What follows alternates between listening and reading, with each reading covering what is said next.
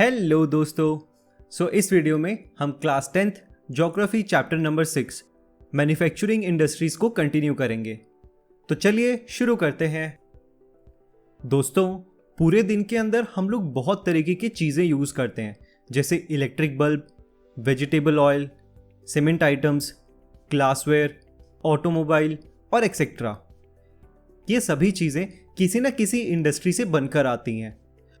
तो चलिए जानते हैं इन इंडस्ट्रीज का क्लासिफिकेशन कैसे किया जाता है।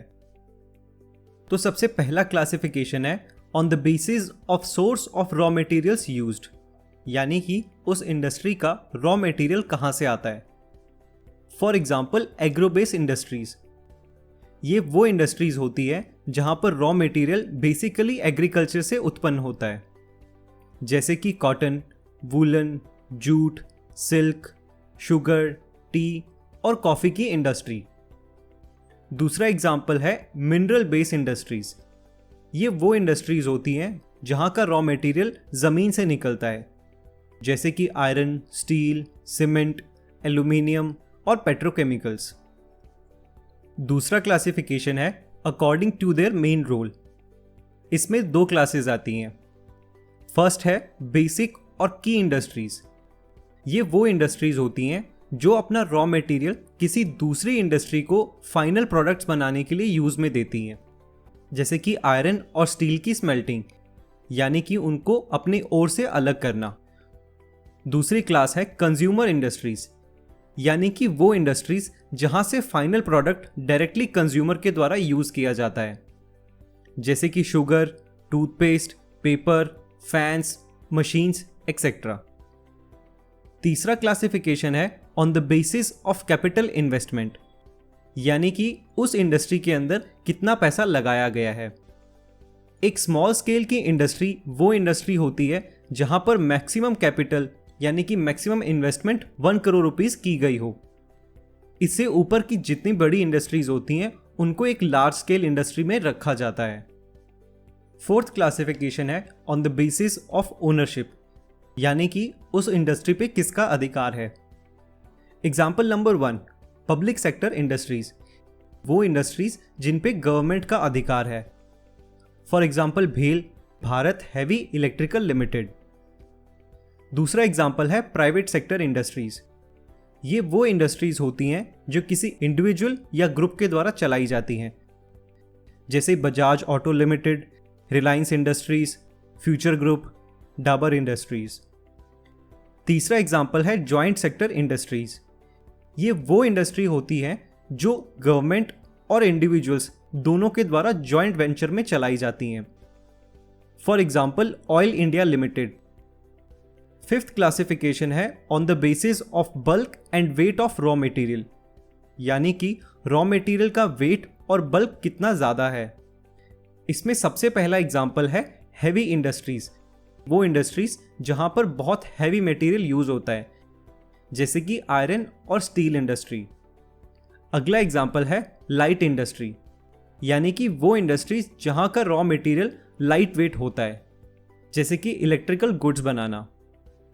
तो दोस्तों, ये सारे बेसिक क्लासिफिकेशन हैं इंडस्ट्रीज के। तो चलिए अब इन इंडस्ट्रीज के कुछ एग्जाम्पल्स के बारे में जानते हैं। सबसे पहली इंडस्ट्रीज है एग्रो बेस इंडस्ट्रीज। ये इंडस्ट्रीज ऐसी इंडस्ट्री होती है जहां का raw material properly agriculture based होता है। तो चलिए इनमें से कुछ मेजर इंडस्ट्रीज के बारे में पढ़ते हैं। सबसे पहले बात करते हैं इंडिया की टेक्सटाइल इंडस्ट्री के बारे में। इंडिया की टेक्सटाइल इंडस्ट्री एकमात्र ऐसी इंडस्ट्री है जो सेल्फ रिलायंट है और कंप्लीट है वैल्यू चेन में। इंडिया की टेक्सटाइल इंडस्ट्री में रॉ मटेरियल से लेके हाईएस्ट वैल्यू प्रोडक्ट तक सब कुछ इंडिया में ही बनाया जाता है। हमें किसी भी फॉरेन गुड की या किसी भी फॉरेन मशीन की ज़रूरत इसमें नहीं पड़ती है। इंडिया की टेक्सटाइल इंडस्ट्री बहुत ही बड़ा कंट्रीब्यूशन देती है एम्प्लॉयमेंट जनरेशन में और फॉरेन एक्सचेंज अर्निंग्स में। दूसरी इंडस्ट्री है कॉटन की इंडस्ट्री। कॉटन इंडस्ट्री बहुत क्लोजली रिलेटेड है एग्रीकल्चर इंडस्ट्री से। कॉटन की इंडस्ट्री की वजह से एग्रीकल्चर सेक्टर के बहुत सारे लोगों को एम्प्लॉयमेंट मिलता है, जैसे कि फार्मर्स को, कॉटन बॉल के प्लकर्स को और वो वर्कर्स जो ginning, spinning, weaving, dyeing, designing और पैकेजिंग ऑफ कॉटन के अंदर इन्वॉल्व होते हैं। तो कॉटन की इंडस्ट्री एक लार्ज पार्ट ऑफ फार्मर्स को हेल्प करती है अपनी एम्प्लॉयमेंट जनरेट करने के लिए।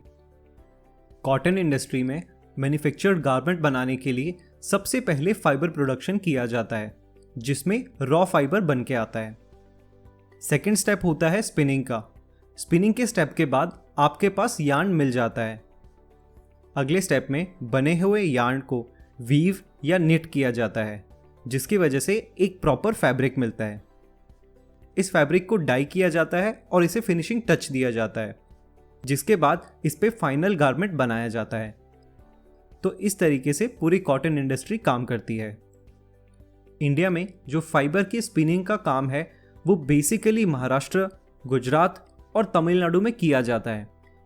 लेकिन अगर बात करें वीविंग की, यानी कि कपड़े को बनाने की, तो वो काम हाईली डिसेंट्रलाइज्ड है। हाईली डिसेंट्रलाइज होने की वजह से हर स्टेट को ये फायदा मिलता है कि वो अपने ट्रेडिशन से कपड़े को बना सके। जैसे कि बनारस की सिल्क साड़ीज, साउथ के अंदर बनने वाली कांजीवरम की सिल्क साड़ीज और राजस्थान में होने वाला जरी का काम। इसी तरीके से हर स्टेट को अपने ट्रेडिशन को वीविंग के अंदर इनकॉर्पोरेट करने का मौका मिलता है। इंडिया का जो स्पिनिंग का प्रोडक्शन है वो वर्ल्ड क्लास लेवल पर बहुत हाई है और इंडिया अपना कॉटन प्रोडक्ट्स और अपने यार्न पूरे वर्ल्ड में सप्लाई करता है। इंडिया अपना यार्न एक्सपोर्ट करता है जापान को और बाकी मैन्युफैक्चर्ड प्रोडक्ट एक्सपोर्ट करता है USA, UK, Russia, France, Nepal, Singapore और बाकी अफ्रीकन कंट्रीज को। तो दोस्तों, इस पार्ट में केवल इतना ही। मिलते हैं अगले पार्ट में। बाय।